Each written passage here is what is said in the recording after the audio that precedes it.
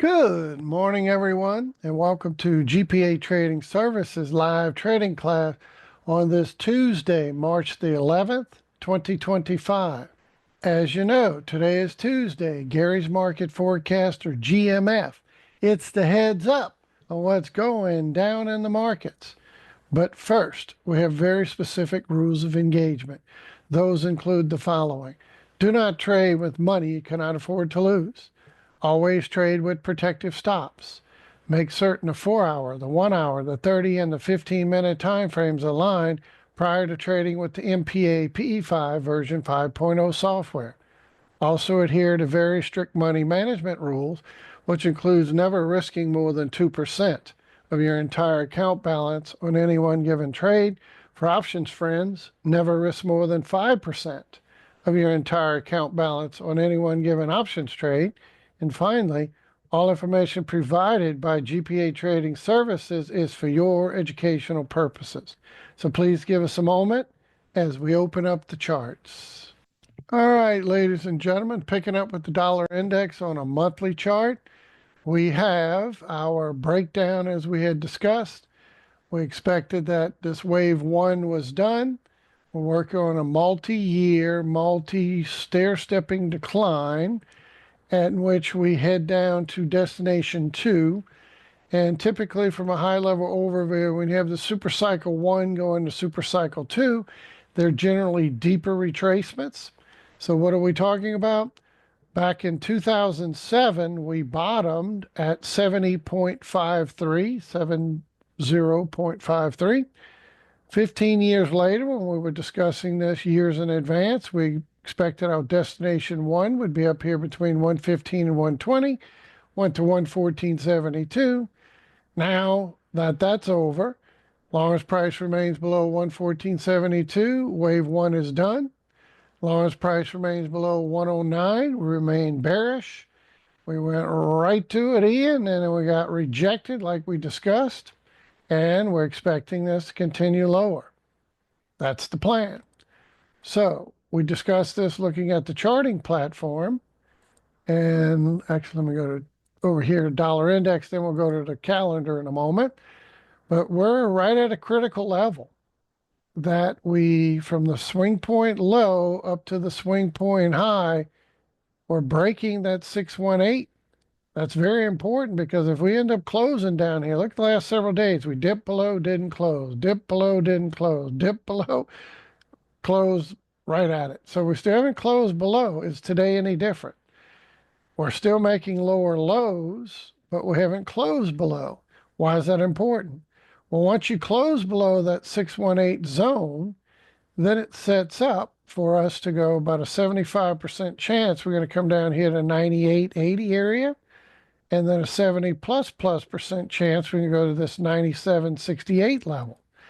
So this is very important. Why? Because it's setting up the big move on the euro dollar and the pound dollar like we discussed.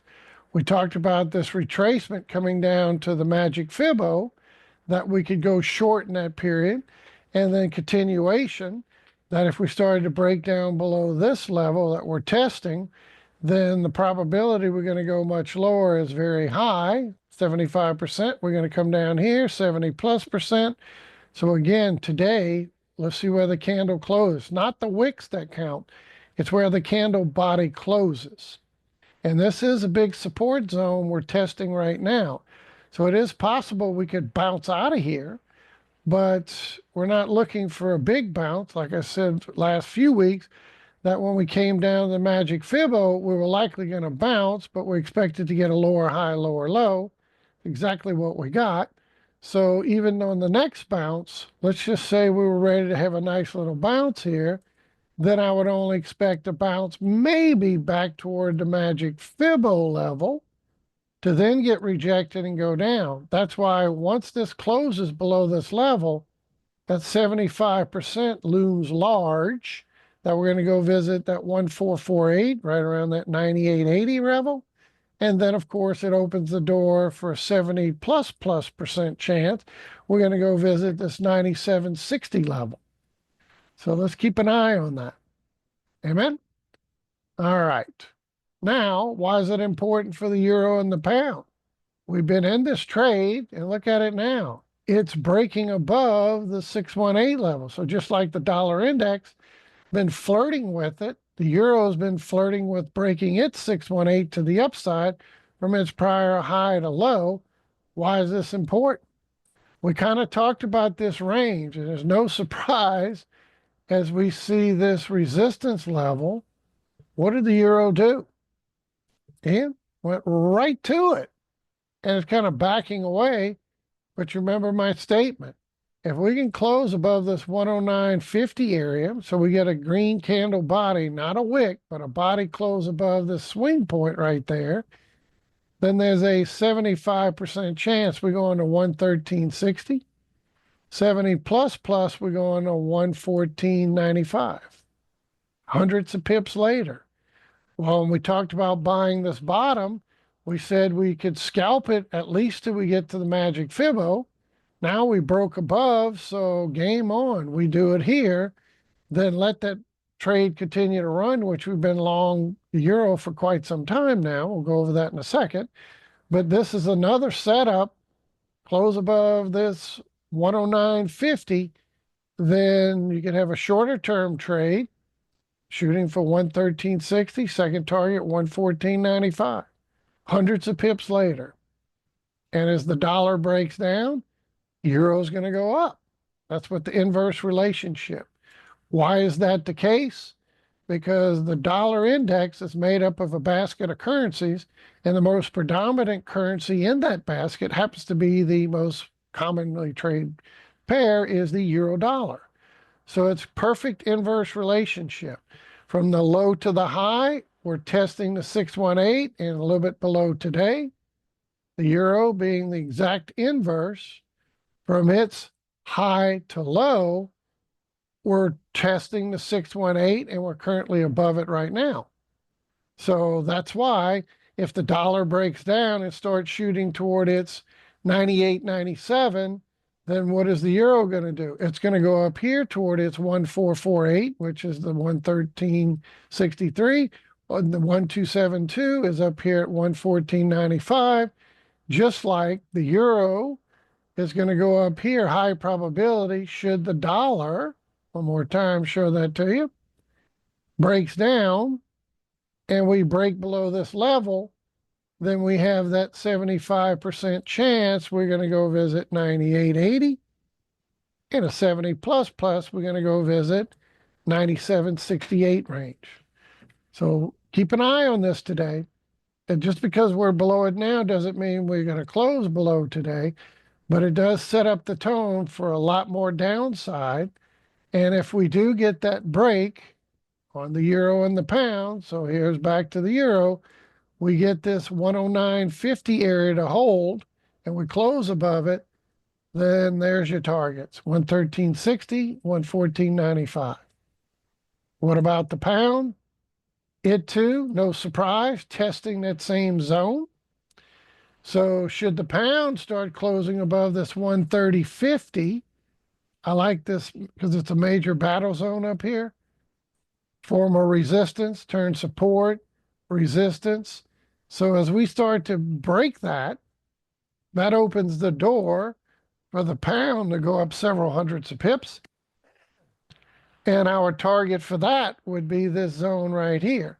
Looks like I got two of them on here, so let me remove one of them, make that clearer. So we start closing above what? 130.50, that little battle zone, and we get a candle body to close above that. Then we have a 600-point run going to 136.30 area, and a good almost 800 pip run going up to 138. Amen? So like I was saying for weeks now, I don't care if it's today, tomorrow, next week, next month. We close above 130.50. If you're a Forex trader, high probability we go into 136.27. Likely going to continue on toward 137.90 area. All right? So we did the big reversal here. We said we wanted to go long when the dollar would break down. and we'd run up to the magic Fibo. We did that. It was hundreds of pips. I'm still in it. Well, like I was telling you earlier, we've been long on the pound dollar and the euro dollar for months now, ever since we got this swing point way down here on the euro, on the pound dollar, this 103 area. I said this is a high probability that we need to go long here because we're expecting that big retracement toward the upside. So what is that? That's from the all-time high over here to this current low, 103, and we're looking for a 618 area retracement, somewhere between the zero point 0.5 and 618 retracement. I really don't think we're going to go above 170 and come all the way up to the 786. I'm more into looking for this 160 to 165. Maybe we get a little feisty to 170, but that's the plan. The dollar goes down to 80 or lower. The pound is going to go up here to 160 and higher. Got it? That's the plan, that we're looking for the big picture.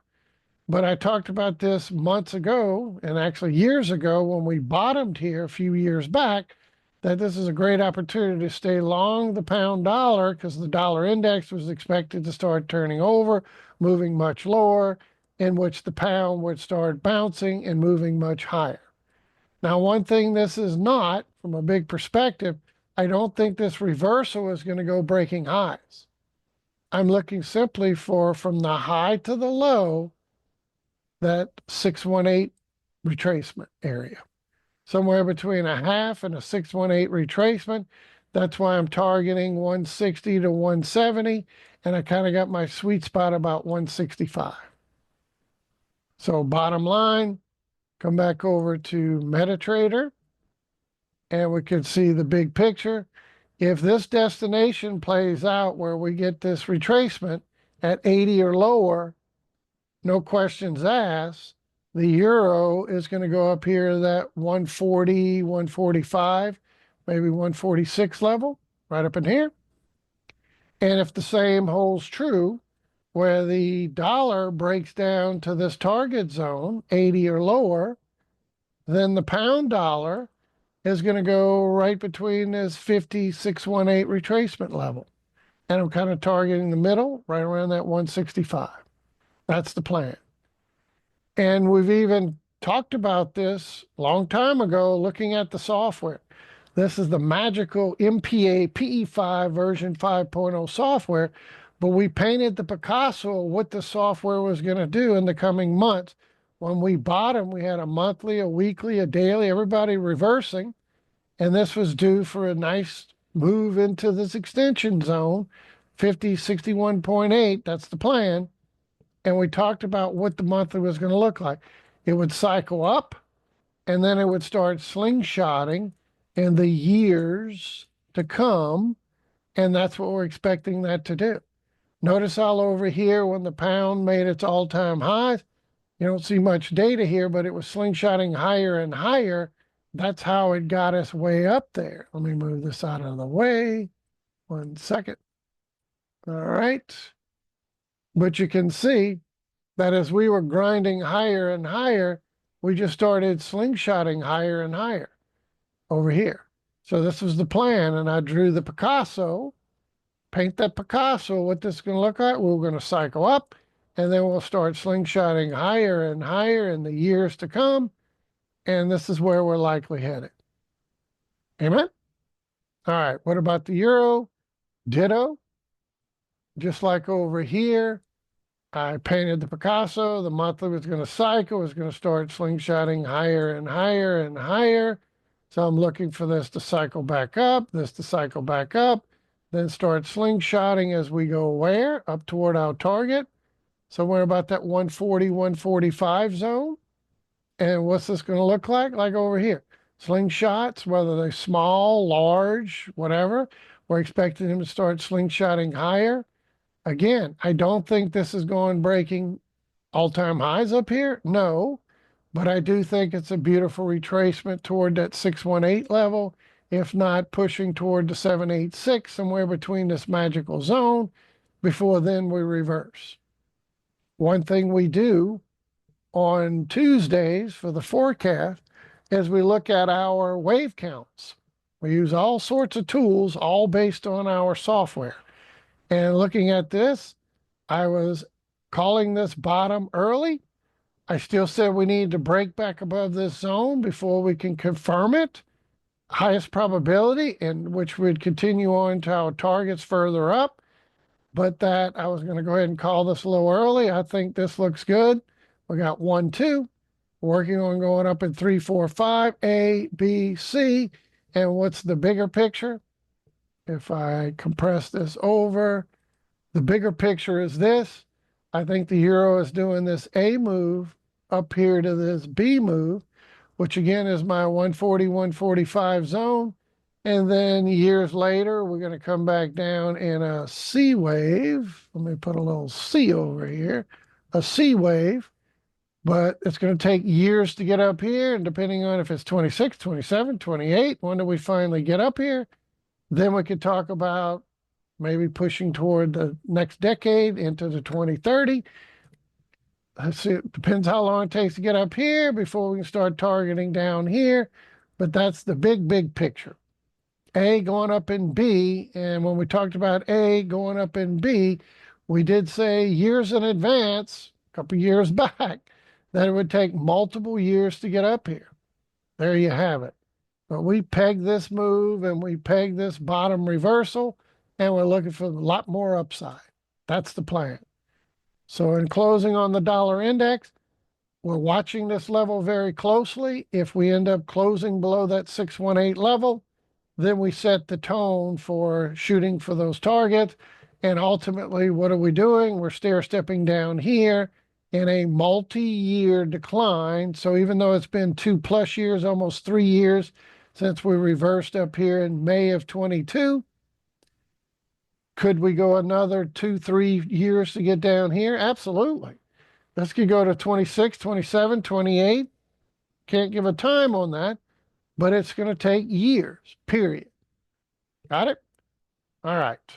So back to the picture, and you can write these levels down for the dollar index. Once again, we're shooting for this 98, 97 level. You can see on the monthly, what do we expect from the low to the high? We're expecting this retracement somewhere around 80 in the zone area. So this is where I think we're headed. Slowly but surely, we're going to stair step our way down in the years to come. But in the shorter term, watch today's price action. If we end up closing below this 618 level, which we're doing, this 103.90 area, that sets the tone for now we're going to need a candle body like the last few times we were below, we closed at it, a below, closed at it, below. Are we going to close below? So if we do candle body, 75% chance we go on the 98, 80 area, 70 plus we go on to 97, 68. And again, why do we look at the dollar index? Because if you know where the dollar is headed, you can tell where a lot of asset classes are headed with a high probability outcome. And this is why we use this tool when trading Forex, for example, because the euro is a perfect inverse relationship. So watch this 130.50, 109.50 area for the euro. And if we close above it, not a wick, but a body, then here's your target, 113.60, 114.95. Pound, same thing. We start closing above this 130.50, this big battle zone.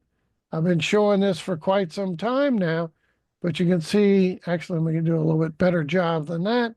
From this prior swing point to that, to this, right around that level is former resistance, turn support, resistance.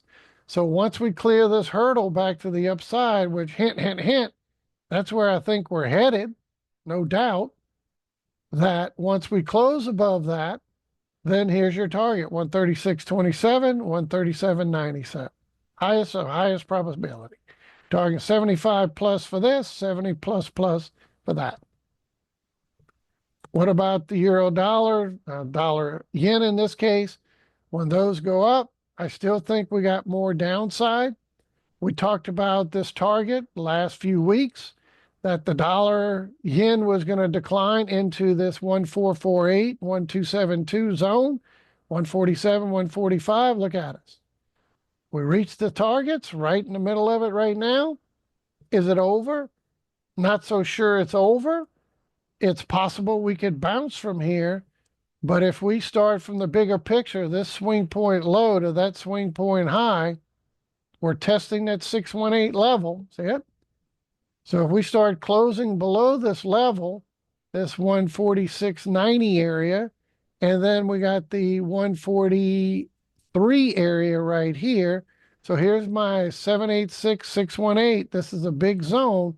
We start closing below this level, which we're testing. We hadn't done it yet, but if we do, it opens the door for a potential 1,000 pip trade to the downside for that 1448 around 136. Continuation potentially down to about 134. But what do we need? We need a close below this big battle zone right there, which is my 618 level.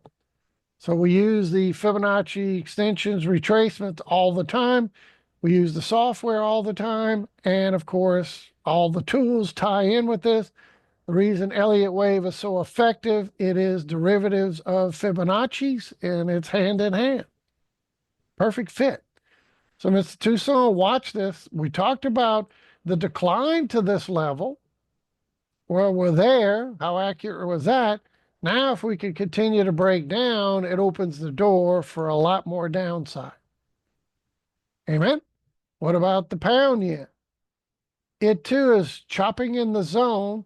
I don't think this is ready to go breaking out. I do think there's a lot more downside to come, but from the prior low up to the high, you see where this level is, 618 right there, this 187 level. If we can start closing below, we tested it once before, we bounced, we tested it, we bounced, but we're still getting lower highs off of those bounces.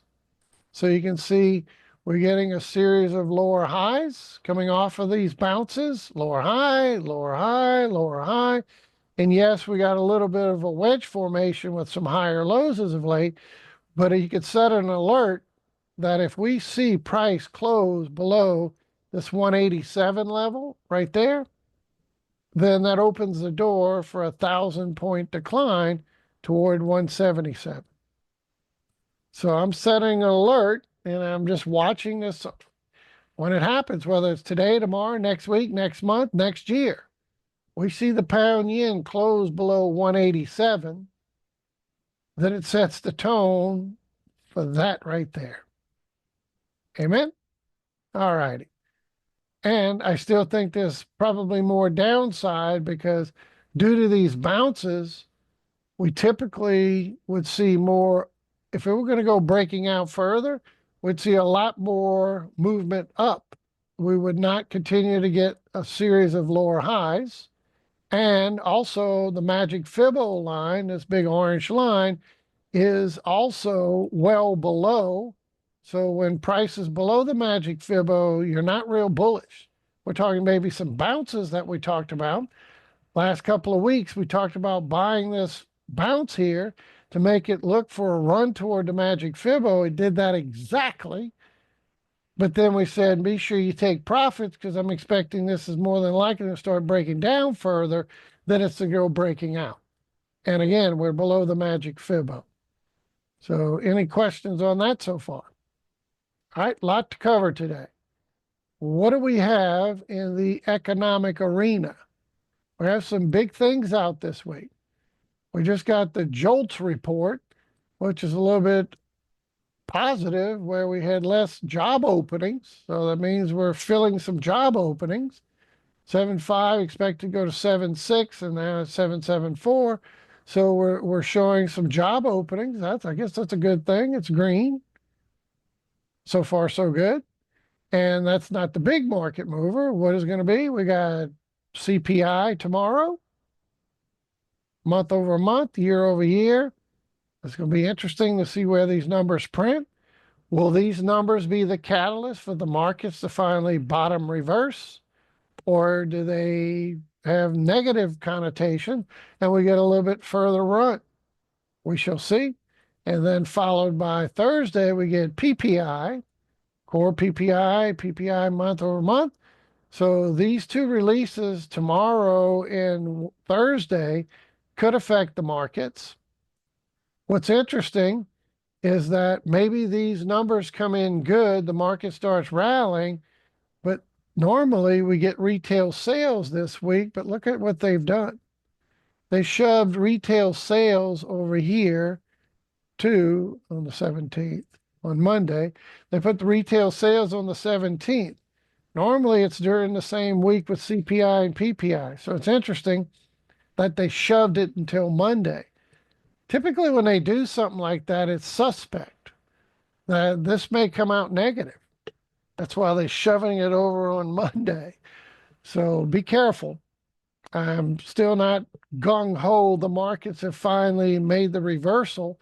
I do think they're going to have a V-shaped recovery coming, but is it the bottom of the V yet? We're going to go over that in just a second. And this is just typical that they do these type of things with retail sales or moving PPI before CPI occasionally. That's usually when CPI is going to be bad, and then they kind of turf it. So is this a turf? I don't know, but it'll be interesting to see. So again, what's after that later in the week is our FOMC next Wednesday. FOMC projections, the statement, and the conference. So maybe we continue to sell off into FOMC, we reverse, or maybe CPI, PPI gives us a bounce and we start ripping higher the rest of this week. And then maybe it's next week we get this that makes another pullback. It could be the catalyst to either make it go higher or lower, obviously, but maybe that sets that V-shaped recovery when we get FOMC and we start seeing a move off of that, maybe based on a statement. We know the markets do not like uncertainty, and that's part of the correction we're getting right now. Not so much the uncertainty, it's the idea it was needed to be a correction. It was overdue. So let's jump over here to the charting platform, and we're going to go and look at ES. Mr. Tucson, last week we talked about we need to fill this gap on futures charts. They don't like gaps. And a lot of times you get a gap, it races off from the gap. You think, ooh, but it does come back to refill it. Very rarely do they ever not refill a gap. Sooner or later, and we talked about that as we were coming down testing that 618 level, that we might go a little bit deeper because of this gap to fill it. Well, we filled the gap. Now what? Weren't we talking about this? You remember the last time when we had that big scare and we came down to the Fibbo, magic Fibbo line, and everybody was saying, the market's crashed, the market's crashed. It was just under a 10% retracement. 9 and change from the swing point high to swing point low was just under a 9%, just over 9%, under 10%. So you take this little tool and you go from that high to this low, and you could see it was, well, with the way it closed, it was under 10%. We wicked down right at a 10%, but where we kind of bottomed in reverse was about a 9.5%. That's it. So all of this big scare and ooh, the talk. It's about tariffs. It's about this. It's about that. The markets are terrible. The Democrats are saying the Republicans have destroyed the beautiful Bidenomics economy. We got this pullback. Trillions of dollars are coming out of the market. All this is a simple 10% pullback, people. Get a life. Right? We're right at that 10% range, 9.85. So I'm not saying this means it's over and we're going to reverse, but I got some data I want to show you. It makes it quite interesting. And the first is this over? Maybe, maybe not. Maybe we go lower, but I do think we're still going to go up to these targets up here. At which point do we reverse? Well, we've been talking about this 5,600 level for quite some time, and we talked about a revisit of the daily, And if the daily didn't hold, we were likely going to go visit the 3-day magic fibbo. Look where we are. We're not too far off. Let me get this out of the way now. We're not too far off of that level. We're only talking maybe another couple hundred points. So am I saying we're definitely going to get down here? I wouldn't be surprised that we dip down here to test it, but we certainly have reached what we needed from the low to the high. Let me put some fresh numbers on here for you. So I'll remove these latest ones and give you a better perspective on this. So from this recent swing point low over here to this current swing point high, which we did make a slight higher high, just barely right there. We could go just a little bit lower. See the 618 right around that 55 right down here. And the 61786 is around 53. So what is this correction? What is this market crash? It seems so terrible. And Bitcoin is a scam and all these things you hear in the naysayers. Well, I think we're going to get a rude awakening how this baby is going to reverse. And yes, all this is right now, Mr. Toussaint, is potential of a 618786 retracement, which loads in right at our magic fibbo on the 3-day area. That's it. So is this guaranteed to be the bottom? It might be. We don't have to go any lower, but probably we're going to come touch the 618 right there. So a few more points lower. And we possibly could even dip into here. But this is my reversal zone where I think we're going to reverse. So give it the benefit of the doubt. Bring this up to current where we are. So I think this is where the market will reverse. Going to dip down in here to give us a reversal. The software's setting up. Our weeklies are getting oversold. We're waiting for that big move. The dailies on these markets are getting oversold. The Russell, it's the weekly, and it's the ES, etc., or the dailies. So let's jump in and let you show that, and then I'm going to show you the data I was talking about.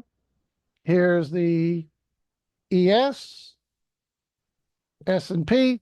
Daily's extremely oversold. Waiting for this reversal. Still waiting for that to the upside. We're going to get a trigger. When it finally starts to hook, we get a trigger, and that'll be my buy zone for us to go higher. And why do we think we're going to get a reversal coming in the next few days or so? Remember our seasonality? This is exactly what we expected. This is over a 20-year history, and it overrides average moves based on this time frame. And from mid-February into mid-March, we get that retracement. That is very typical of the markets to pull back into mid-March. Then seasonality from like mid-March through April, May goes on a tear. We're looking for this reversal based on seasonality. Well, it's just not the S&P, NASDAQ. It too had the same type of pullback from mid-February to around mid-March, first week or so of March. And then what happens from, say, mid-March on through May, rest of March into April, into May, we get a nice big rip. So seasonality is backing up on the market bounce. And then last but not least is the Russell. And it too, very similar, mid-February to mid-March, we get that pullback. And then we get a nice rip going in through end of March into April, and then end of April into May. We get a nice big rip there. So that's kind of what we're thinking. That based on seasonality, we're going to get a bounce. You come over here to the software, and we can see that it's setting up. The daily's oversold, ready to start moving up. That'll be part of that bounce. Look at the NASDAQ. It too is oversold, getting ready for a reversal. as we're extremes, waiting for the trigger to go higher. This is telling you if you short this, you better be taking profits. That's what those yellow triggers mean. That's profit triggers. So, Mr. Tucson, you see those start to fire. It's telling you the market's about to reverse. So we got that for us. And now we just need the green triggers, whether it's light green, dark green. Some are dark, some are light, depending on how extremes we are. Well, we're at extremes. Looking for this to trigger higher in the next several days and this thing to go on a run. Amen. And last but not least, I believe I have it over here.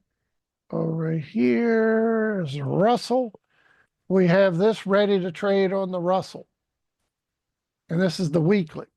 So the S&P's got the daily, the NASDAQ has the daily, and the Russell has the weekly. And all of these are setting up a bounce and a reversal.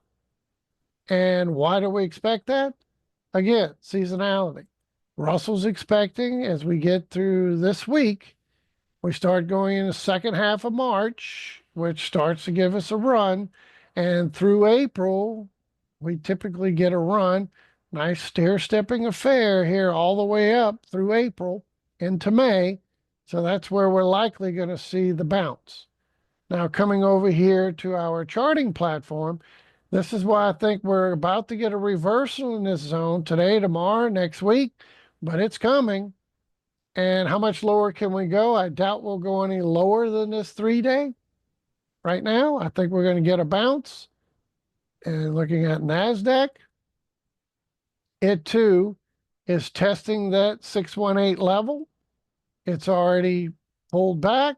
So could we go just a little bit lower to get to that 3-day on this one? Sure. We're not talking too much lower to go than we are. Maybe we come and bounce off the magic Fibbo here on a 3-day. Remember, I talked about that weeks ago with my big swings. I said if we go up here first, we probably come down here. Well, we failed and we're still coming down here. I said we're at least looking for a daily, if not a 3-day reversal. And this is where I'm looking for that bounce to come into play. Any questions on that? So from the prior swing point low, swing point high, there's a 618. Here's the 786. So we have this zone that we're likely going to get a bounce off of. So let me actually pull a few of these off. There's too many, and I'll show you a clean picture. Remove this. And from this recent swing point low up to the swing point high, we're testing that 618. Everybody see it? And where is the 618-786 zone? Our magic 618-786 area. And this fits up with the ES. It fits up with the NASDAQ, which we're already touching the 618. Actually dipped a little bit below it. So I won't say that we can't reverse from here. Remember this, on the NASDAQ, we actually start reversing a little bit sooner than the middle of March. So maybe this is the beginning of the reversal, because looking at the chart, we don't have to go any lower. We already reached the 618 for our bounce. And what happens when we do that? Well, it sets up some really big targets to the upside. And how do we do that? From this low to that high to this higher low, right? So let's run a 3-point tool. I'm going to take this other one off for a second. 1 second while I get that out of the way. And I'm going to show you what those upside targets look like. Got too many boxes on here. Let me just do a little maintenance. There's my zone we're talking about. And let me get these out of the way. There it is. That's the one I want to get out. So from a 3-point tool, we have swing point low, swing point high to the higher low. Look at those targets to the upside. At least say 24,000, maybe 24,600, 25. And if we get real feisty, maybe we go up near 26. But this is the sort of move I'm expecting, Mr. Tucson. Looks like a nice three-wave correction, and then we're going to get another push higher. So we talked about 22.6, 22.8 on the lower scale. Well, looking at this bigger move, if we start holding the support zone and we get that reversal we're looking for, even if we dip down and bounce off the 3-day here, we're still looking at that same scenario for these targets to the upside. Big moves. So what happens if this actually goes a little bit lower, right? What happens there? Well, you move this down, right? Follow it. And if we do come to the magic Fibbo, then it's 24,000 followed by 24.6, maybe as high as 26 up there. Changes it just a little bit. So when my daily reverses, we're looking at a potential, is it going to give us a V shape? Well, check this out, Mr. Tucson.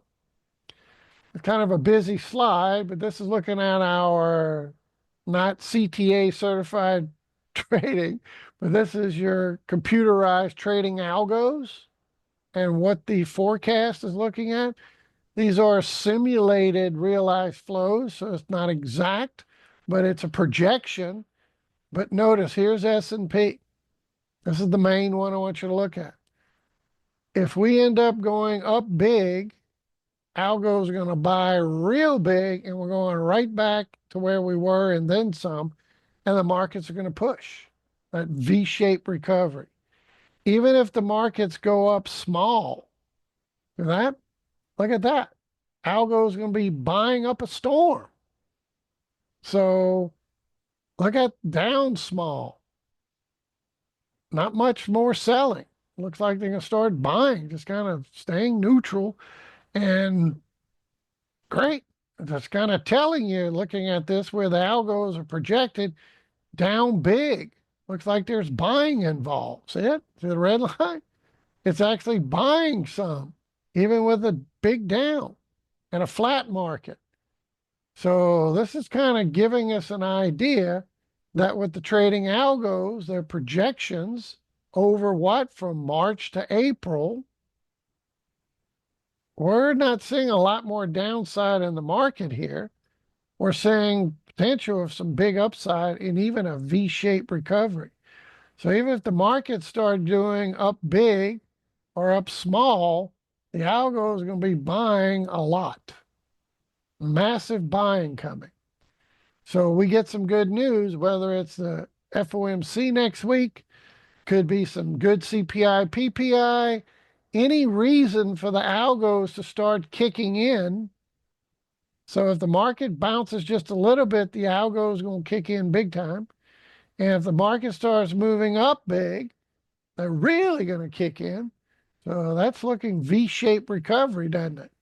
Just looking at that. Now, one that doesn't look good is Japan. And you can see what it looks like here. If it goes down big, algo is going to continue to sell big. And if it goes up small, not a whole lot, it does give us a bounce, and up big, so we get some sort of almost V-shaped recovery. But there's a lot more downside than our markets. Yeah, this is Japan's 1 year. So that could trigger a lot of selling if the Nikkei starts to tank. This can really initiate a lot of selling based on their algos and pushing the markets lower. Amen? And just globally, everybody all combined, a lot of V-shaped potential and more sell-off. But look at our markets. S&P, not really showing it. Even with the big down, the big flat, and the sell, even looks like there's some buying involved in this down more. So with that, combined with seasonality coming the next several weeks, next month or so, as we go from March into April, May, we're looking at a lot of buying. So if the market started bouncing, the CTAs and trading algos all kick in, buying heavy, heavy, heavy, heavy buying, we could see that market rally. Combine that with the software setting up, extreme oversold daily, S&P, etc.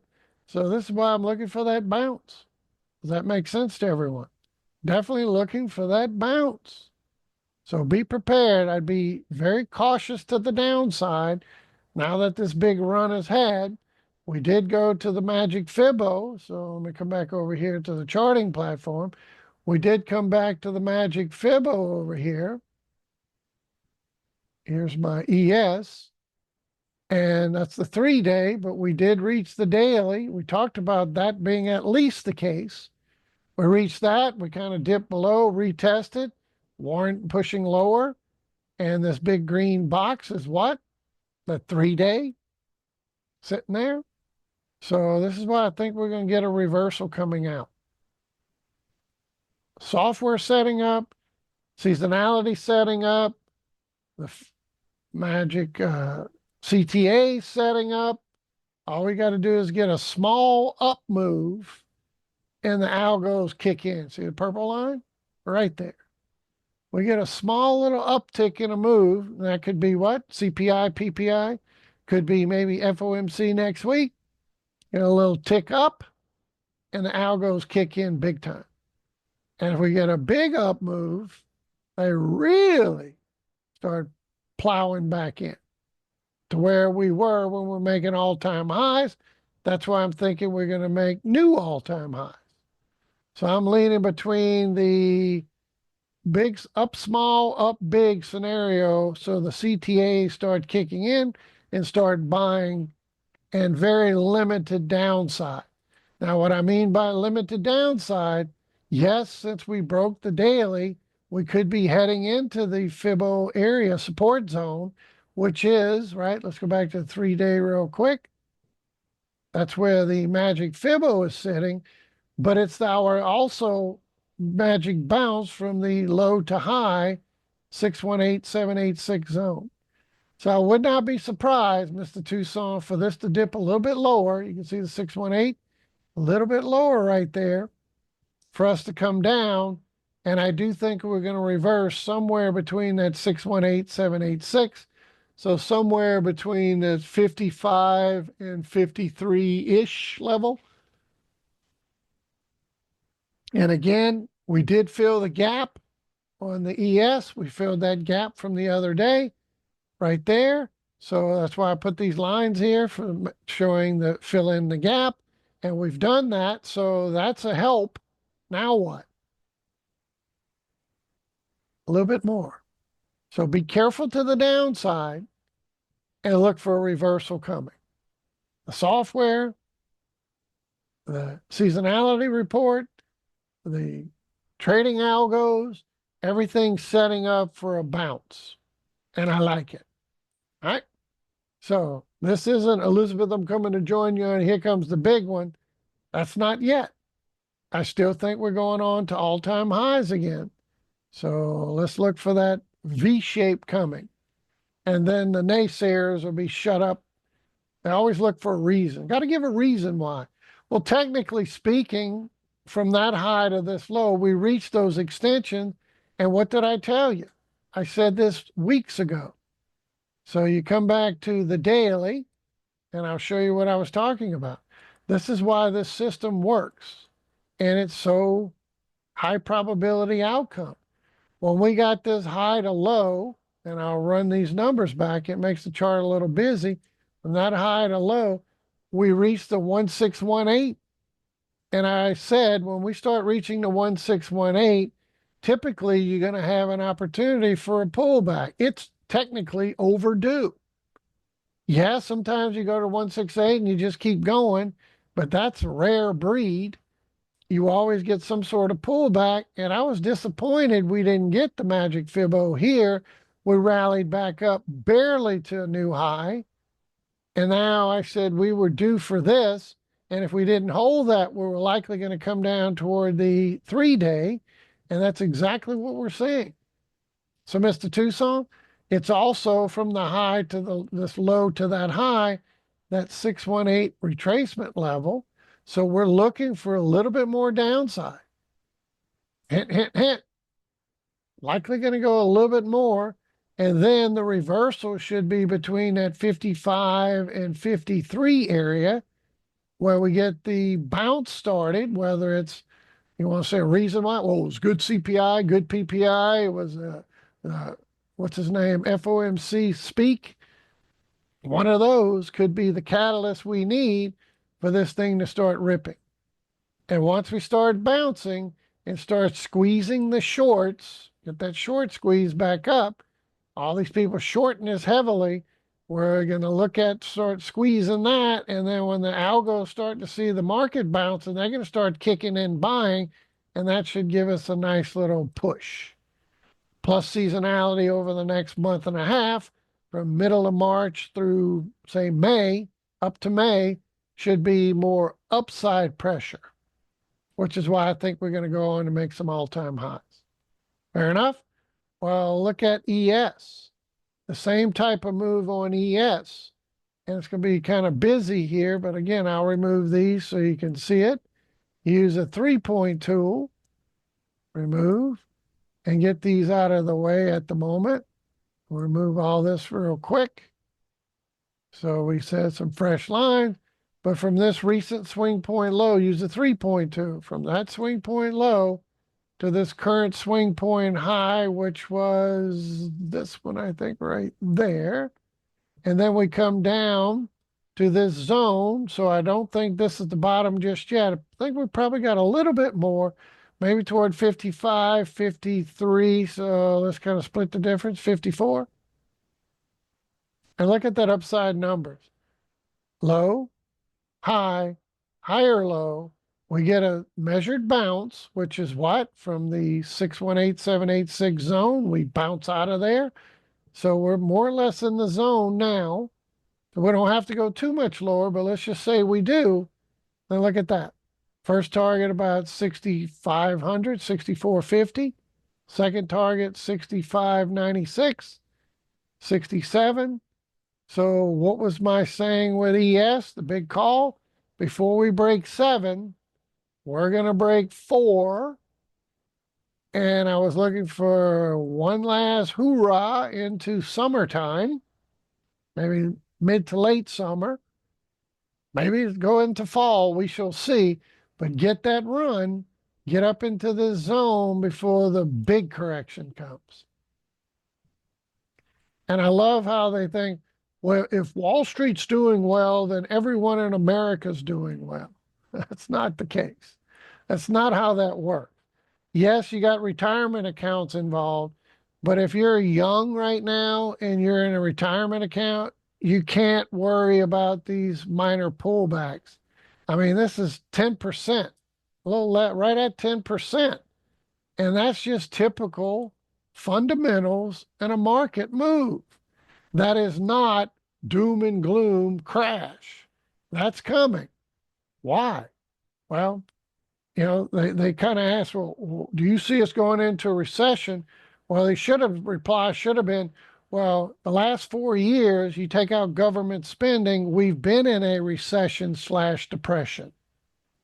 The markets having the government spend way more than it's bringing in and throwing cash out left and right is not a healthy economy. It is not. So if you take in consideration government spending, you take that out, then we've been in a recession. So the idea we're going to cut wasteful spending, fraud, and abuse right now, and you expect the markets won't pull back, it just bothers me when I hear these pundits talking about this. Ooh, if Kamala would be in office right now, the markets wouldn't have pulled back. Talk of these tariffs. It's the tariffs doing it. Oh, is it? That's the technical picture. From that high to that low, we reached the 1618. And typically after you see that type of move, you come back and visit at least the daily Fibbo and magic Fibbo. And if it didn't hold there, we said the 3-day. And this was planned weeks and weeks ago that this was going to happen, no matter, even before the election was resolved. I talked about that correction coming. There you go. So what next? I do think we can get a run up here, and then we're going to go tanking thereafter when we have a problem. You can't continue to spend money you don't have. This is why you look at this picture and I want to talk about it. but there's 36 trillion in debt. This is insane. So what do? We just keep spending government, let it keep going bigger and bigger and bigger and bigger and spend and spend and spend and create money out of thin air. Your dollars aren't going to go anywhere. You're going to need millions of dollars to buy food to put on your table if this continues. So you got to bite the bullet somewhere. And I'd rather, before we go bankrupt and all goes to hell in a handbasket, I'd rather us fix the problem by solving our debt crisis. And it's going to be a tough belt to swallow. You can't do anything and get to the other side without some sort of penalties and penance. It's coming. So the correction is inevitable. No matter who's president, no matter what policies, no matter what, markets always correct. History of the world. So you add to that, starting to get this, where you're spending, you bring in 5 trillion, you're spending 7 trillion. How long can that go on? So because of that, spending 7 trillion, that's why the markets went up some. More money into the markets. Woo, it's great. But everybody's struggling. So you can't expect 4-year reversal in a matter of a few weeks. It takes time. And more than just the time, the markets and everything's going to readjust, but prices are still going to come down. Give it some time. When our drill baby drill and our energy starts cranking, that's another thing I don't understand. We have the cleanest producers of oil and gas in this world, hands down.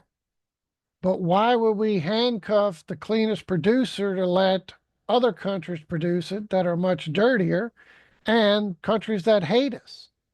The policies are insane that was going on. So we have more oil and gas than anybody, including Saudi Arabia or Iran, all of them. A lot of those smaller ones combined, we got more. So we start tapping into that, we can pay this debt off. And we take out all this fraudulent government spending here, we can pay that debt off. So I do think there's a good chance this can reverse, and I hope so. And yes, whether we fix this problem now or we fix it later, the markets are still going to correct. That's what they have to do, technically speaking. So in closing, I know I'm going on a little bit of digress here, but you get the point. So Ian, be prepared. This thing's going to reverse. It is going to reverse. Is it going to go a little bit lower? Probably. We still have some keys to come up later in the week. Like I said, we got FOMC next week, but the rest of this week, we have CPI tomorrow. We got PPI. So these two could be maybe the catalyst we need for that market to start reversing. Then we go into FOMC next week. And then whatever reason they push retail sales to Monday. So maybe we start ripping early. We get a little pullback with retail sales, and then we go ripping back higher on FOMC, and the algo's kicking in. But it's coming. So, in my humble opinion, I not only think the reversal is coming, but I do think, let me go back to this chart. I do think that when we start reversing, yeah, it's possible we can make a lower high and a lower low, but before it's over, I still think we're going to make all-time highs again. I've been talking about this mid-6 range for quite some time. I still think we're going to push up there before we're done, meaning before we go below 4,000, I think we're going to go up into some all-time highs again. So this would be a perfect time to do that little V-shaped recovery in here, and then we get the bigger correction. Amen? But this is not a market crash. This is just typical market retracement. Like we had over here. Typical market retracement, and markets are talking about that was a market crash. It was the unwinding of the carry trade. It was this, it was that, it was all of that. And what do we say? Likely going to come down here and bounce. Well, this time we not only came down, And that's why I talked about the daily magic fibbo and then the 3-day magic fibbo. That's my zone. And I had that 5,600 in my mind. And we talked about that. So we're there, Mr. Toussaint. Why should we go a little bit lower from the low to the high? It puts that 618 right in that zone for us to visit somewhere between 55 and about 53. And then we start reversing. So be careful to the downside. And I'm just reiterating, you throw the algos in here, and even with big down, flat market, small, you don't see a whole lot more selling. Even with the smallest of moves and even a little bit of down big, markets move down big, CTA start buying a little bit. So that kind of tells we're stabilizing on the downside for some sort of bounce. That's the plan. And then last but not least, you throw in the next month and a half, likely going to get a big run from negative for the year into positive. Same across the board with NASDAQ, from negative for the year into positive. And even the Russell. Even the Russell that's been struggling. Negative for the year into positive. So let's continue. And what are my targets? Let's come over here. Back here first, and then I'll look at that. So we look at IWM. I kind of gave you this target zone for us to come down. And what were we talking about? Salivate country. When we start getting below 200 into around that 190-ish, 200 range, this box was drawn weeks and weeks and weeks and weeks ago. And sure enough, we're there. So we throw in Russell, and or IWM in this case. We throw that in the mix with the big run coming. So I do think even if we just rally up to this area, that 220 zone, you're talking about 20 points, 10% move, not too shabby. Could we go breaking up and test this 230, 240? Yeah. Now we're talking a 20% potential run. So as the ES goes on all-time highs and NASDAQ reverses and back some all-time highs again, I'm expecting the Russell to make a move, not necessarily all-time highs, but at least back to this big 240, 230 range. So my first target when we start bouncing is to make it run toward the magic fibbo, start breaking. I'd love to see it break above, retest. Then it sets the tone to run up here to that 230, 240 range. All right. And that fits the software weekly reversal. And that fits the seasonality over the next month and a half for us to start running up. Any questions on that? So whether you trade QQQ, any of these, we're coming down. Now we're looking from the bigger move. Same type of thing from the low to the high. We're right in that reversal zone, looking for us to go up. Amen? Any questions? So you can look from these bigger moves here, from this low to that high. We're right at that 618. Everybody see it? So do we need to go any lower? We don't have to. And that's why I think we're going to get a reversal here. And how much higher could we potentially go? That's where the 3.2 comes in. You come from that low to this high to this higher low. Now we're talking somewhere in the neighborhood of maybe 580, maybe 600 up here. There's too many lines on there. Let me take one of these off and I'll redo it for you so you can see it. There's too many on here still. Let me remove a lot of these lines. I got them everywhere, but this is because we watch this market constantly and looking for us to do the same type of thing, rinse and repeat. And we got one more there. Get my trend lines out of the way. And there she is. Get that out of here. Now, so Mr. Tucson, there's a clean 3.2 from this swing point low to that swing point high to this higher low, which is right at a 618 bounce right now. That puts us about 580, 600. That's quite the move. Now, am I saying we're definitely going to be here by the next month and a half? No, not saying we're definitely going to be there. But when you look at seasonality, we through summer, right? You go in from this March to April, you get a little pullback in May, then we get another big run through summer. So maybe August, September on that portion of the run. Is that where we finally get up here? Maybe. Would not be surprised. So this looks very similar. What happened with this? Got that big move up. And look at this from this perspective here. From this high to this low, we went right to 272, just shy of the 1618 on QQQ, where the ES and NASDAQ reached it. QQQ was just a little shy. But we're looking for potential to go much higher.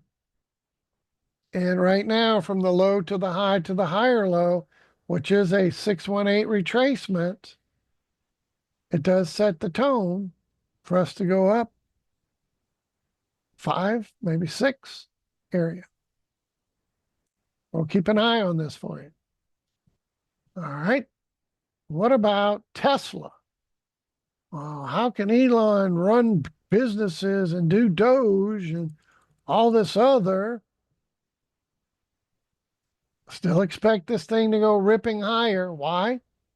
As we talked about it the last several weeks, that the big hedge funds are buying millions and millions and millions of shares of Tesla. And Vanguard bought 3.5+ million, BlackRock 7.5 million, 700 other firms have been buying hands over fist, buying a bunch of Tesla stock. So what is that ultimately going to do? Get the big run coming. So is this the bottom? Maybe, maybe not, but it's getting close. We're getting close for the big run. Come over here. It is now available in NinjaTrader 8. And the weekly is getting oversold. So it's kind of like the other markets. The weekly's oversold. We talked about this coming down at least this level. We're coming a little bit lower, bouncing off of the cloud area. Use Ichimoku Cloud. This is setting up for a big run to come. Last time we talked about that was here in October. That Tesla was due to run up to 500. And it went from this mid twos up to 500. And we said, what should you do in that case? We should look to buy TSLL, right? Way back in October, we talked about it right there. Expect Tesla to hit 500. Consider TSLL trade, leverage product that can make a nice impact on a move. Expect it. So what happened? Tesla did exactly that. In October, we were reversing, talking about a slingshot higher on the weekly. And we talked about the monthly was still pushing up. This was going to make a run. And sure enough, it went from this zone in October all the way to right at 500. Not too shabby. So what did TSLL do? Massive reversal from October from about $9 all the way to 41 and change. So Mr. Tucson, I bought some. And what did I say about this moving lower?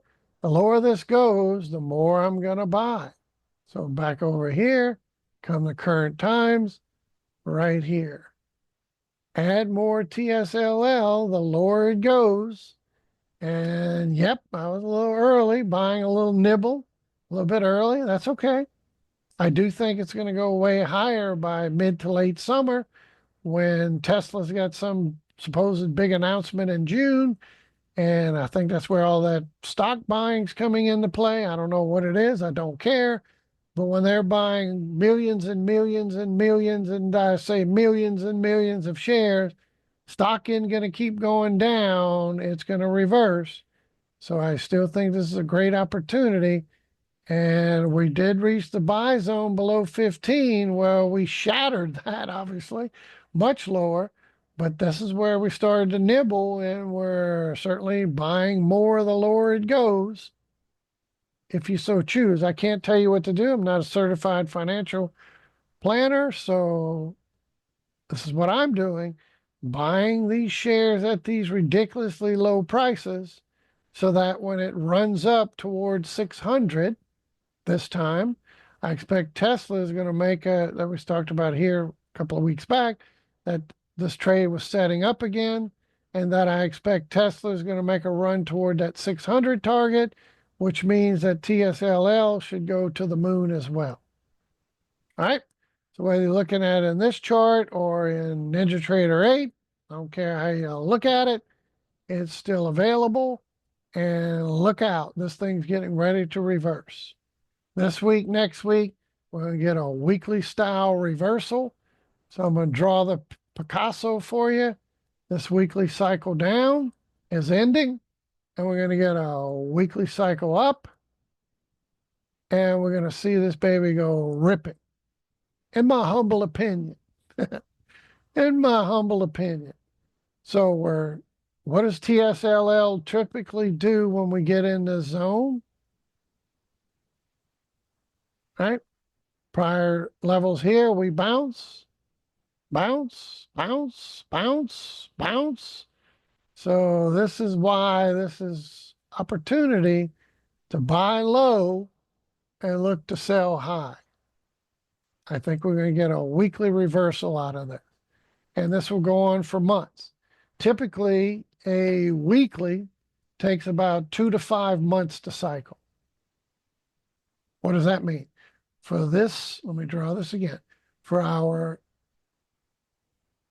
price action indicator and trend momentum, for this to reverse and move from oversold back to this red line and above to overbought, and this to move from oversold to overbought, on average takes about 2 to 5 months. So when this cycles up, looking for price to recover, and over the next 2 to 5 months, which would put us into summer, August-ish, would put us big run coming. That's the plan anyway. Amen? All right, what else? We have gold. So far, we got a 618 retracement. We kind of getting snuffed out. Still got some lower highs in here. This thing is very dangerously testing this level again. If it fails, this could set up another push lower. If we start breaking back above this zone, we've been unable to, then we can start to look for us to go a little bit higher toward 2970, 2980 area, onward toward 3000. I do think gold's going to get to 3000, but we've had quite the run. So maybe we need a bigger three-wave correction here before we do get up there. But be careful. Mr. Tucson tested it and failed, and now we're trying to test it again. So this could be setting up a little bit of trouble for us to get a little bit more downside. The good news is if gold, silver, etc., gives us that bigger pullback, then that's a perfect buying opportunity for the next big push up. Silver has been underperforming, but I still like it very much so. It's still testing the same zone. So could this start to close above and start shooting for the upward targets? Maybe. But what I like long term, and I've shown this many times on SLV, go out to the weekly chart, and we can see that much bigger move is way over here. So I kind of really got to condense this. But from the prior all-time high to the recent low, which is back in February 20. So that's the high to the COVID low, basically. And we reversed. We closed above the 618, which opens the door to 60.70. Highest probability we go in the $60, $70 range. This thing is winding up to explode up towards 60.70. Is it today? Is it tomorrow? Is it next month? Is it next year? That's the tough part. But the idea that we're going to get to 60.70 is a 75% chance we go to 60, but a 70+% chance we go up to 70 area. Got it? How long does it take? Could be this year, could be next year, could be the year after. I don't know. But buying and owning shares, you're going to get up here. So what can you do? You can go to Costco and buy some silver bar. And when silver gets up into the $60, $70 range, sell them. Or you can buy some SLV shares and hold them until we get up here. But I was hoping we'd get one more flush. So if we can get, still waiting for, if we can get to 25 or lower, that is an opportunity to buy, to look for more than a double. Now, are we guaranteed to get that flush? No. But if gold flushes, I don't see silver ripping higher at the same time gold is pushing a few $100s lower. So we're watching the same zone. Could this be setting up high, low, rejection, lower, low? Yeah, that might be setting up. So all I can say is if it does, set an alert. First move down, second move down, put us somewhere into the, maybe we need a new swing point low below here would be ideal. We can come down about 25 or lower. I would love to see it. So be careful. Yes, I think we go into $60, $70 range in the year plus to come, but we also could get a flush down in here. And I'm hoping for, I guess, selfish reasons, we get a new swing point low into that 25 or lower target, and that would set up a great buying opportunity. Here's the extensions on the way down from the prior high, low, lower high, right? Get the bigger picture in here. From this high to that low to this lower high, and we're struggling that this might set up this bigger A, B, C type of retracement. And this is buy zone down here. Amen. If I'm wrong and we go breaking out, then the plan is to get to $60 to $70. That's where we're headed. But we may need this bigger degree correction before we do. All I can say is if you get an alert and says SLV is at $25 or lower, that's a perfect opportunity for a buy. Amen. Even if you buy it right now, we're still going in that $60, $70 range. You're talking about a double, but I'd love to see a flush down here. And we're struggling right at that 618, 786, which if we can't go breaking it, we typically want to come down and visit the magic Fibbo. If that doesn't hold, then we're going to come down here. Likely need a new swing point low, which sets up this 25 and lower target. Amen? So Mr. Tucson, I can't say we're not going to go breaking out. I'm telling you, we're going to 60, 70. That's where we're going. But do we need a flush down here? I hope so. That would be ideal. And this overlapping corrective action so far is kind of limiting the idea we're ready to go busting a 60, 70 right now. And maybe this is the bigger correction that we're working on to set it up. But either way, would it be a huge mistake to buy under 30 bucks when we know it's going to 60, 70? Might take us a few years to get there, but it's still going there. Wouldn't think it's a horrible thing, but I do prefer to buy at 25 or lower. If we get there, then it's screaming. It's a great opportunity to buy. Fair enough? All right. What else? Gold, silver, black gold, Texas tea.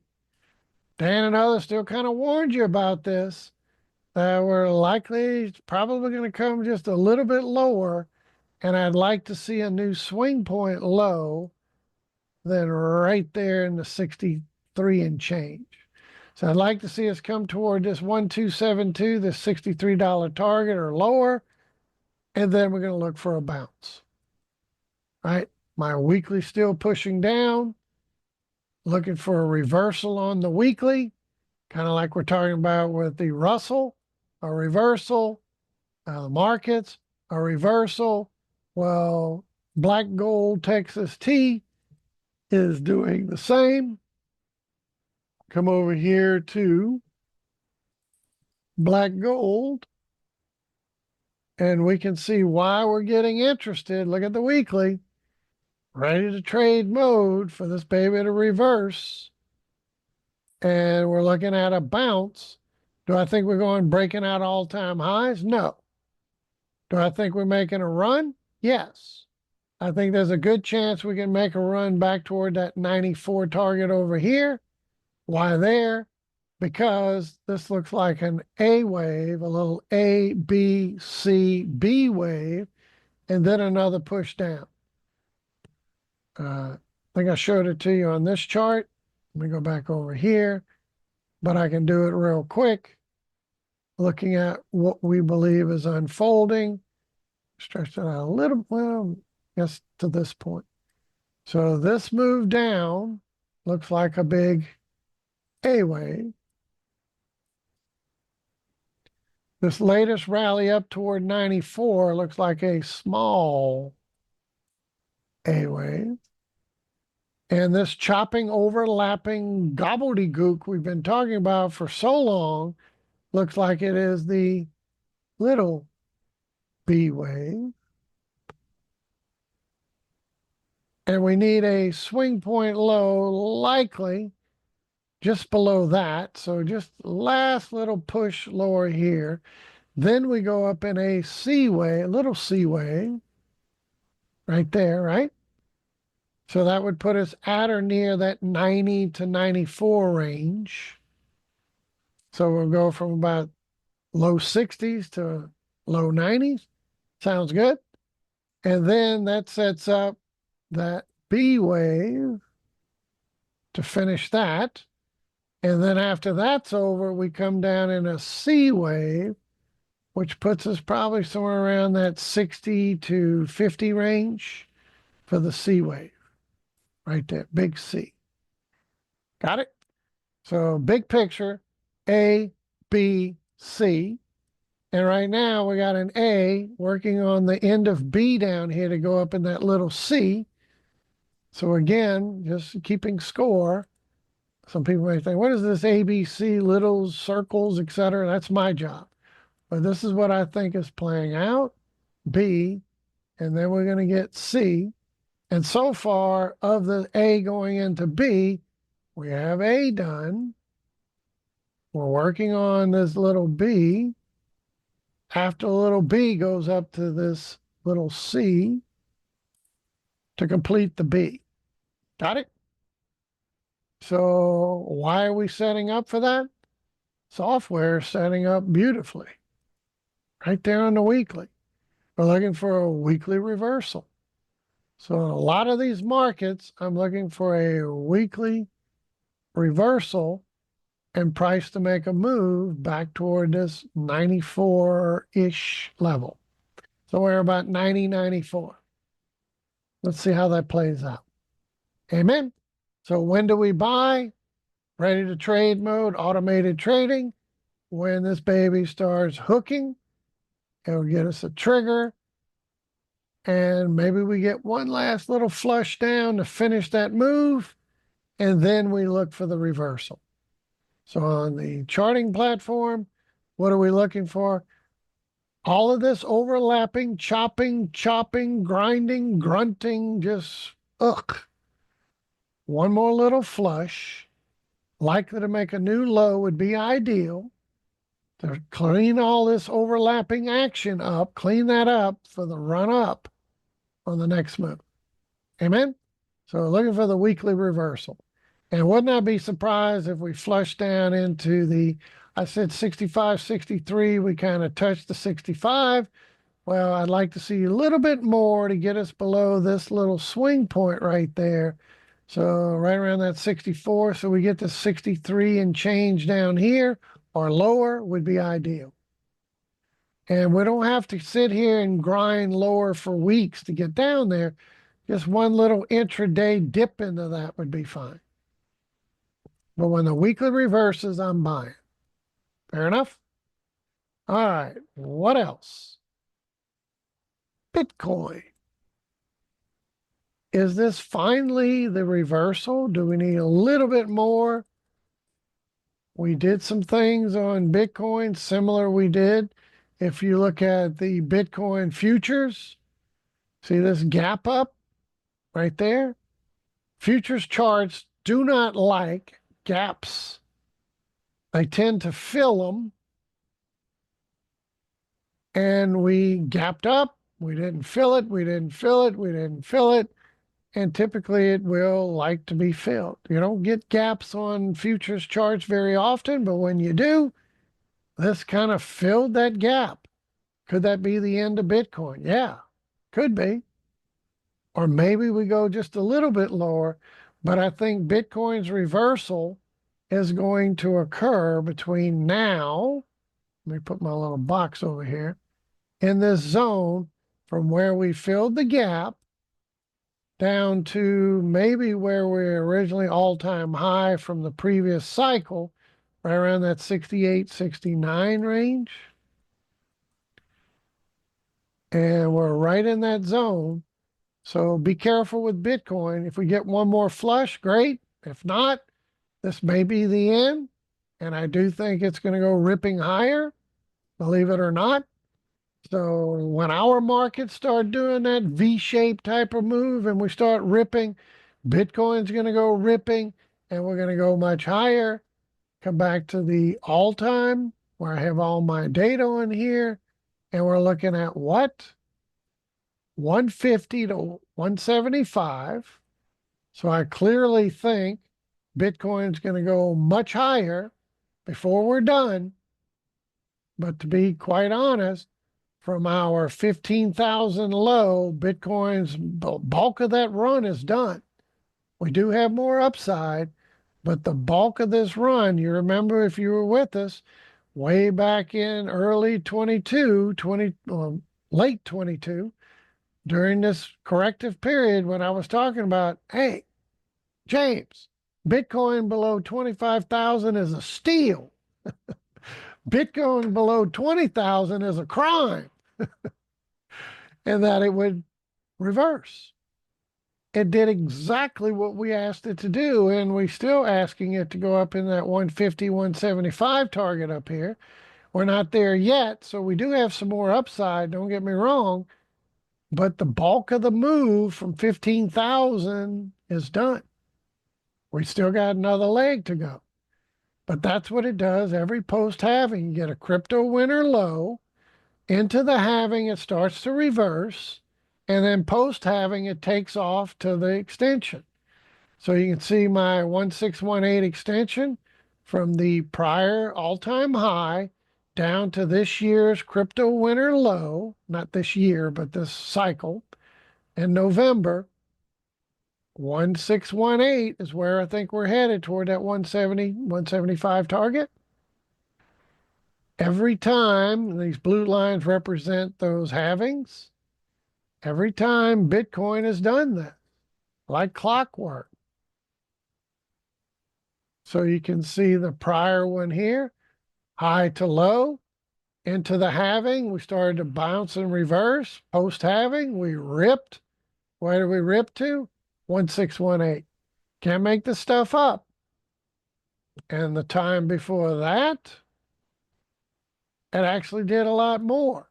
From this high to this low, and this is into the halving low, and then here's your next halving. We ripped. This time we surpassed the 618, went to the 272 before we were done. Any questions?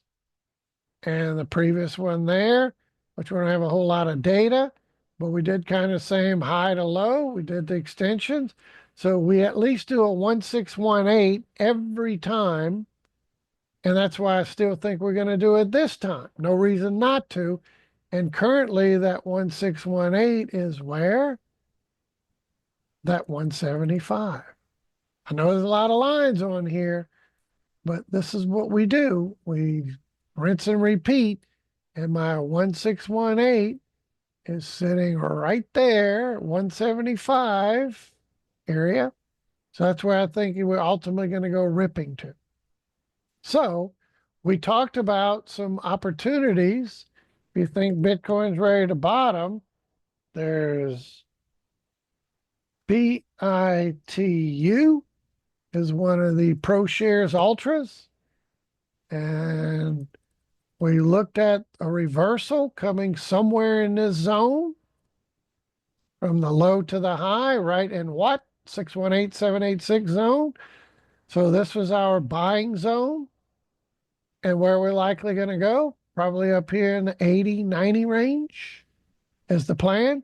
When Bitcoin goes ripping toward that 120 and breaks that and hits its target of 150, 175, where do I think Bitto is going to be? Up in this upper quadrant.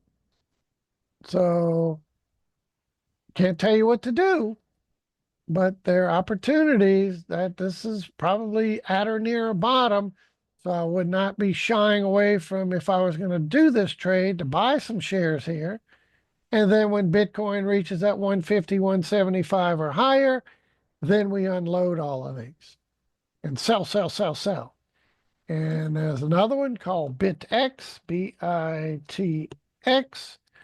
Weeks ago, we talked about having this pullback into this zone, and we looked at anything below 40 was a deal. We're below that into this zone. We talked about it right there between the 40 and the 30 range, kind of what we were thinking, looking for the latest little pullback sweet spot retracement for the next bounce to go to the extensions up here, right around 100, 100 plus. So that's the plan, 2x leverage. So Bitcoin starts ripping into that 150, 175. This thing will double what Bitcoin does, and a 2x making a 4x. So that puts us way up there. And if we 4x this thing from where we currently are in the 30s, that'll put us up here in the 120s. Any questions? So this is the buying zone for us to go much higher. And we're not talking about buying these shares and holding them for decades or for multiple years. We're talking about buying and holding for months till Bitcoin rips. Amen? So, in closing on Bitcoin, is this the bottom? Maybe. Maybe. But if our markets sell off again more, Bitcoin will probably be dragged down with it, kind of what it does. We get some of this stuff out of the way, these bigger boxes on my. We also talked about Bitcoin. Remember, during these runs, a 30% decline was expected. We hadn't gotten one. All of this big run, we didn't have one, and we finally got it. So this could be the end of Bitcoin's pullback. I'm not saying 100,000% it's done, but I do know it's going to the 150, 175 in my humble opinion. And we did get that pullback into that 30% range, which is what I was looking for at least. And now we have it. That could be the sign that we're ready to go ripping.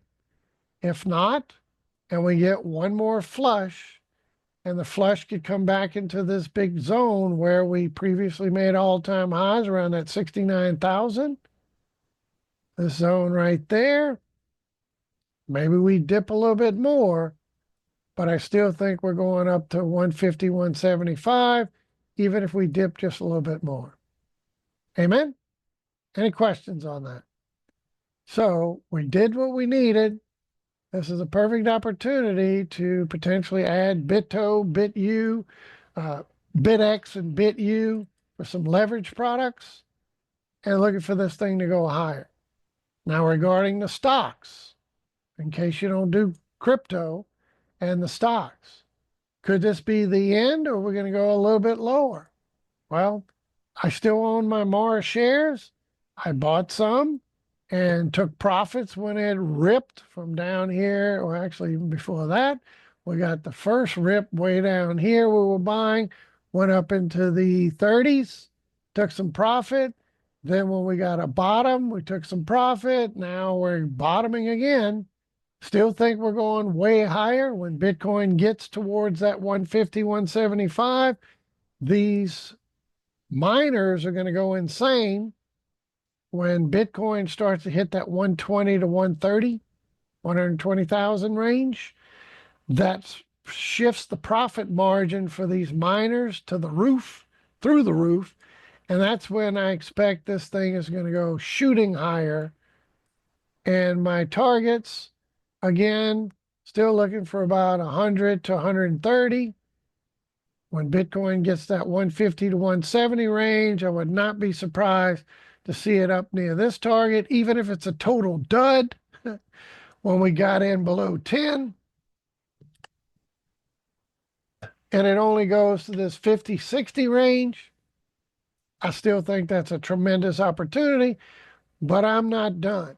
I do think it's going to make some all-time highs over here, or at least some new highs in this zone is the target. What am I doing? I have these shares, Mr. Tucson, and come Bitcoin hits that 150 to 175 target we've been discussing for years now, that I'm going to unload my Mara shares, my BTBT shares. I'm going to unload it all and then rinse and repeat. One thing's for sure, when you look at this market, roughly every 4 years, we top out.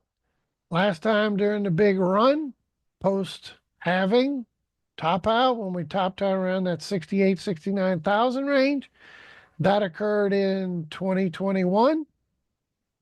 4 years later, we're into 2025. I'm looking for this thing to top out in that 150 to 175 up here area. Got it? And then what? We unload everything. Sell, sell, sell, sell when Bitcoin gets up there. Then come mid to late, if not early. So let's say late 2026. Say it was late 2022. We finally bottomed in the crypto winter low. So 4 years from there puts us in the late 2026, if not early 27. What are we going to do? We're going to buy Bitcoin when it gets to its new lows. And if we get up to this target, and Bitcoin typically does about a 75% retracement, where does that leave us?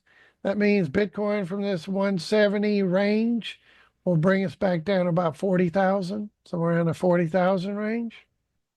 So Harold, is kind of what I'm thinking, that we get the all-time high, then we get our crypto winter low into the next halving. We shoot for that 1618 extension, which is way up there at that 175 target. That blue line right there is the plan. And then what? After this late 2025, we get the crypto winter low. We come down for the new crypto winter low in when? Sometime in 2026, late 26. And Bitcoin, based on if it gets to where we think it's going, would probably be somewhere around that 40,000 range with its typical 75% decline, right? That would be a buying opportunity. So join the service. You'll be here in the next couple of years. And boom, when we get to late 2026, so another year and a half from now-ish, we'll talk about, is this time to buy? Like I did with Bitcoin here. 25,000 is a steal. Below 20,000 is a crime. And look at what it's done, and it's not finished. So we'll rinse and repeat, do the same thing. And then look at Solana. I own Solana in my retirement account, my iTrust Capital. But from the high to the low, when we finally bottomed, and Bitcoin did its bottoming reversal in late 22, this kind of went a little bit later until December, finally bottomed here. but that November, December 22 is where it bottomed. This is where you start nibbling when Bitcoin's bottoming. And then this thing went from about $8 all the way to over 300, right around 300 bucks. Not too shabby. I don't think this is over yet. I think when Bitcoin runs to 150, 175 and higher or higher, then this is going to make a run up probably into the upper threes, if not maybe 400 or 500. But the same rule, right now, come 2026, we're going to look to buy at some lows. So once we get up here, if it is the 400, 500 range, and we get a big pullback into 2026, Solana's still hanging in there, which I think it will be. I like it. Then I'm going to sell up here, and then I'm going to look to buy down low. And where's it going to be? Is it 60, 50, 40? I don't know. But when the timing, when we reach mid to late 2026 and Bitcoin, I'm calling about time Bitcoin's at or near a bottom, then we'll start nibbling big time on Solana for the same big run. Amen. So hopefully some of you took advantage of some of that. If not, we'll do it together next year. Got it? And then I don't know where it's going to end. Maybe it's 50, 60, 40, 30. Don't care. When it finally bottoms and Bitcoin in 2026, early 27 has got the bottom done, and we're somewhere in that 40,000 range-ish is what I'm thinking, then we'll look to start nibbling back up, and Solana will do the same. Amen? So it's rinse and repeat. And the same kind of thing. When did Solana top out? Right around November 21, just like Bitcoin's all-time high. And then it bottomed out right around November, December. Here is where Bitcoin bottomed, and this one bottomed a little bit later and didn't do a whole lot from about 11 bucks to 8 and change. So it moved a couple of dollars lower, but you could have been nibbling when Bitcoin started to bottom, and you still would have made out like a bandit. That's the plan. Amen? So in closing, still think Solana is going to rip higher. Bitcoin's going to rip higher. Still think there's a lot more still to come. But then when we get to the next crypto winter low, puts us into about 2026-ish, then we can start nibbling again. And then hold it for the next few years as we go from the next halving in 2028. We'll look to close out that buy 22. We buy in 26, just like this buy in 22. We're looking to close out in 25. We'll buy in 26, having in 28. We'll look for that to go up into 29. So probably late 2029 is when we'll sell that one. Got it? So we'll start buying in sometime in late 26, early 27. And then we'll hold those shares until mid to late 2029. That's the plan. Rinse and repeat. Any questions on that? What about Ethereum? Very disappointing so far. Underperforming. Not much to say. It's still within this zone between the 618 and the 786 zone. So I haven't given up on it. I do think that Ethereum's going to go ripping when Bitcoin goes ripping that 150, 175. I think Ethereum's going to go ripping. I want to see when it gets back to 4,000. Will it finally break it? Man, if it breaks it, then it opens the door to all-time highs, and it opens the 53, 58. The door is ajar for 7,000. And this thing is underperforming, so could it just finally rip and take off and start catching up with Bitcoin? Yes, but it's in a danger zone. If we start closing below 1,500, that sets up more new lows. I don't like that. So we're in the zone where we need to rip out of. This is the load zone right there for us to go higher. But I don't like the fact that it's underperforming and we haven't been able to break above 4,000. But Emil, the day we break 4,000, start heading higher, our ETHU is going to go through the roof. So we bought low, sold high. So ETHU is a leveraged product like that BITU, BITX. It's ETHU. This thing is tanked into these lows. That's okay.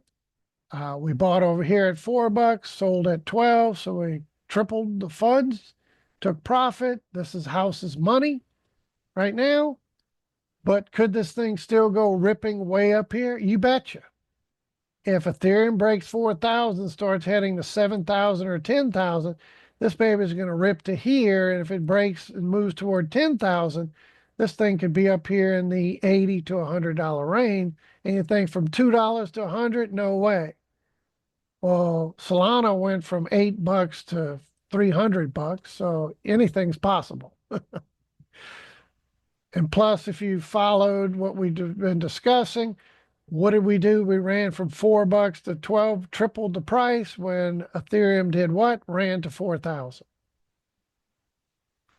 So if we can get that run just back to 4,000, you would believe that this baby is going to make a run back toward this $12 range. And if we break 4,000, start heading to 5, 6, 7, etc., there's your target. We break 7, start heading to 10. Then your target's up here between 60 and maybe 90 area. But one thing ETHU is not going to do, being a leveraged product, if Ethereum doesn't go breaking out, ETHU is not going to go breaking out. Got it? But yes, I did add to these pullback, this zone, kind of what we were talking about. We expected this zone around that 4 to revisit, and I was looking for 3. I had some junk bids at 3 and 2, and I got filled. So I bought a few more. So I have hundreds of shares of this now, looking for the next run. And cost amortization, we're in 4 and 2, so somewhere around $3 net is my latest move. So, Mr. Tucson, is this thing going to go above 3? Yeah, I think so. I still think it's going to bounce, but I could be wrong. And there's risk involved, extreme risk. This could go to 0, and I could lose my few hundred shares, 100 shares, hundreds of shares anyway. Yeah, but I didn't spend tens of thousands of dollars. The money I spent, I pocketed from that move and using that for the next run. So I haven't given up on this, but this is the time based on Ethereum, because we're in that pullback zone from the prior low to the prior high. We're right in that 618, 786 zone. This is the time we start reversing. If we start to close below 1,500, then Houston, we have a problem, and we obviously going to stay above 880. But it would open the door. We would break 880 if we start closing below this. Ouch. So this is holding. It needs to. This is critical zone for us to start ripping out of here. Amen? That's why I loaded some on my ETHU, and I'm looking for this to go much higher. Yes, but it better get it together, because this is not looking good if we can't hold this zone. If we break it, then the door's ajar to go much lower. Ouch. But I don't think we're going to break it. That's the plan. Start reversing when Bitcoin starts ripping again. It's going to pull Ethereum with it. And I can't imagine when Bitcoin starts topping out at its 150 to 175, I can't imagine Ethereum not getting back at least to 4,000. And again, we get back to 4,000, then that ETHU should be somewhere around that $12 range. And if we break the 4,000, then this thing starts ripping to 5,000, 6,000, 7,000, makes a move toward 10,000. Look out. That's where that ETHU could start ripping toward 80 and $100. Because again, it's leveraged. So that means if Ethereum can go, let's just do a little sample here, that if we pull this down, let me get that marker, from this low, and Ethereum can get to 10,000, you're talking a 485% move, right? Basically a 500% move for us to get back up there. So if that's the case, and we do ETHU, and we start pushing that 1,000+%, we're talking this target up here, not too shabby. $2 to $30, I like it. 30 plus, 32 area. Any questions? So in closing, Bitcoin, I definitely think is at or near a bottom. Could go maybe just a little bit lower because that would retest the prior breakout from that 69.8 range. But right in this zone, we're kind of there already. So we don't have to go any lower. Plus, it's a beautiful measured bounce coming. So maybe Bitcoin goes a little bit lower. But we did feel that in this one, we did fill that gap, which is helpful. That gap right there, we did fill that. That's good. We got our big support zone. That's good. We're still holding, so this thing should go ripping higher very soon. Sooner than later, but no later than later. And bottom line is it's going to our 150, 175 target is the plan. And when it does, I unload everything. My Bitcoin, my ETHU, my Mara, my BTBT, Raya, anything you might own. I unload it all and then rinse and repeat for 2026, right? We let the big pullback occur into 2026 to look for the new bottom. And again, looking at that scenario, Bitcoin typically does, right, Mr. Tucson, about a 75% decline. So let's say we're up here right at around 75, for example, and then we come down 75%. That puts us right around that 40,000. That's it. So that's kind of what I'm thinking. Bitcoin's ripping to 150, 175-ish. Then we get the crypto winter low over the next year plus into 2020, late 2026. And maybe we're around that 40,000-ish, typically where Bitcoin does. You can see on this one, from that high to this low was roughly about a 77%, 77, 78%. So that puts us somewhere into that 40,000-ish range. So, Mr. Tucson, if I had reading the future here, and we get up here, we get that 70 plus. So anything in the low 40,000s is a deal. That could change if we go much higher, or et cetera, et cetera. And obviously that can change.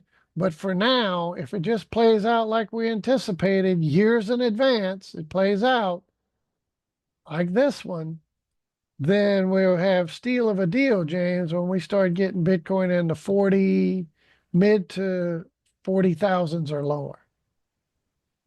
And that'll be the time to start buying in 2026 for us to do the same type of move. Look at what that sets up in the future. You ready for this? So we use the 3-point tool. We got this extensions coming in here, but we use the 3-point tool. Let me clean this up for you real quick. And we say, okay, 3-point tool. We have the low. We have the high, which will be up here about that 175-ish. And then we come down to a low in the 40,000-ish. Where does that leave us? About 300,000. That's it. Not too shabby.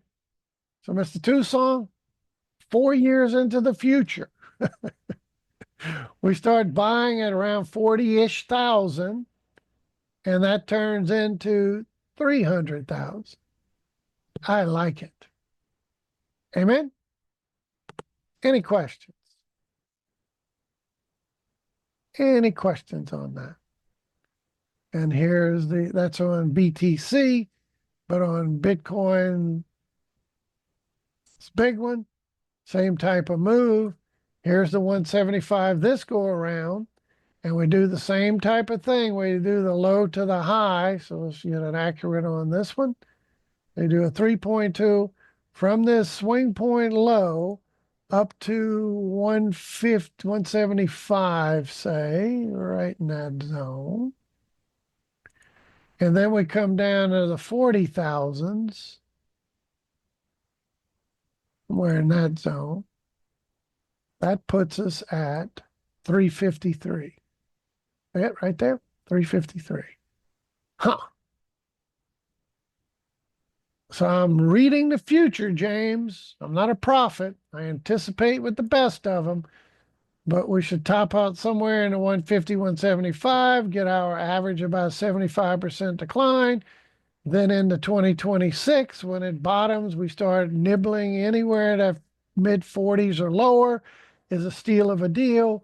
And then we look for it to ramp up toward 350 next go around. How's that sound? Come join us and we'll do that journey together over the next several years. So take care. God bless. We love and appreciate you. And as we like to close, that's it. And that's all. We'll see you tomorrow.